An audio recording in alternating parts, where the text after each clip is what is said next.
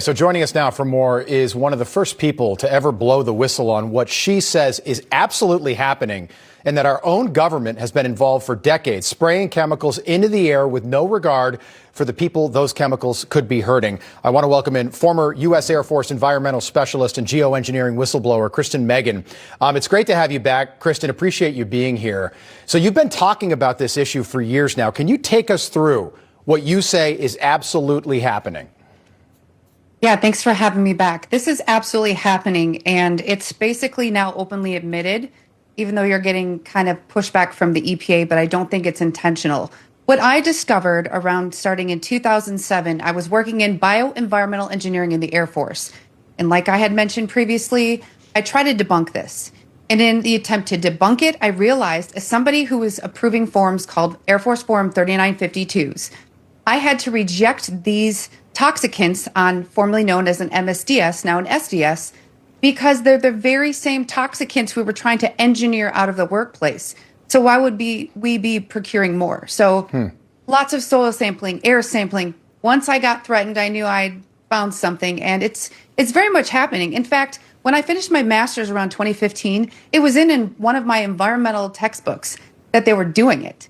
So it's a shock to me that people still think it's not happening. Yes, yeah. I sold the book, but I wish I still had it. And we can all see it if you look up, and it just doesn't make sense, that it's coming from like a Delta flight flying overhead. So your role in the Air Force, if I'm understanding it correctly, was basically to approve these flights long before takeoff, and eventually you just said, no, I'm not going to do this anymore. Is that accurate broadly?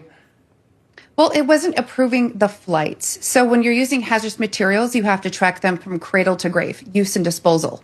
So when I was in the Air Force, I'm basically OSHA and EPA, but in the military. So I had to make sure that we were keeping workers safe. So we had to understand what we were bringing on and how could it affect human and environmental health. Right. People will say to me, they're like, well, we don't think this is happening. If this isn't happening, why have multiple states passed laws banning weather engineering, including Florida, including Texas? Can you explain that? Yeah, that's exactly it. I know a lot of people have taken the angle of, because people still don't believe it.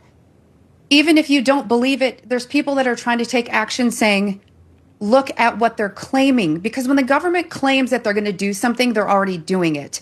And they're trying to say, even if you don't believe it, would you want it to happen? It has these human and environmental impacts.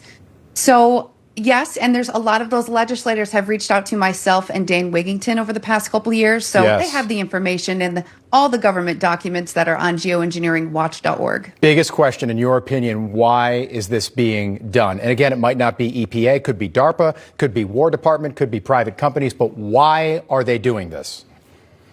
I think there's a multitude of reasonings. You control the weather, you can handicap many people. We did it flooding the Ho Chi Minh Trail.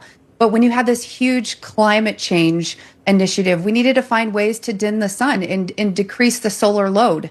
So this is fear-based, and I also think it's financially incentivized through betting on crops and, again, handicapping anyone in war.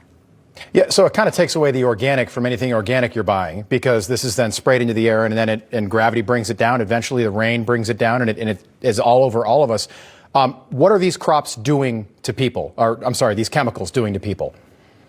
Well, a lot of them are heavy alkaline metals and salts. And what they do, again, is that synergistic toxicity. You're breathing it in. You have the dermal absorption and an inhalation. And it does depend on relative humidity and different weather patterns. Like I live in Michigan, so we have all seasons in the same day. Right. So the dissipation rates are faster. When you ingest that, it is eating away at your gut health. And the thing is when they're using strontium and barium, those things bioaccumulate in the bones, and it also displaces potassium. And if anyone's ever had low potassium, you know that causes a massive issue with your nerves and your heart, and it can mimic a heart attack. So we're getting massively bombarded because, again, different routes of exposure, and depending on where you live, you can be more exposed already because you have background elements in your drinking water. Jeez, it's so scary. Kristen, we appreciate you being with us again tonight. Thank you. Look forward to having you back. Kristen Megan, again, one of the only people willing to talk about this publicly. Thank you.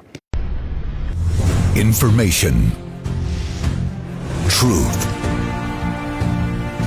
Is freedom. Is Newsmax. It's real news for real people.